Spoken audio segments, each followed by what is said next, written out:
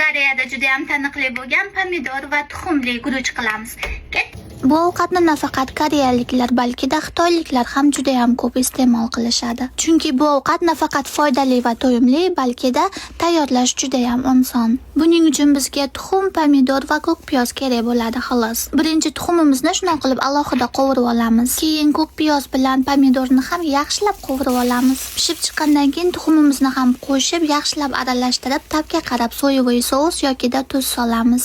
Va albatta ozgina shakar ham savoringlar. Shunday qilib ovqatimiz tayyor bo'ldi. Yoqimli ishtaha.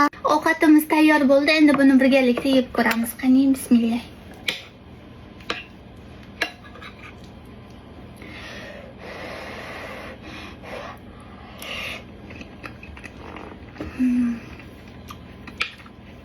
Buni ham guruch bilan ham non bilan yesanglar bo'laveradi. Ayniqsa diyetadagi odamlar yesa rosa foydali.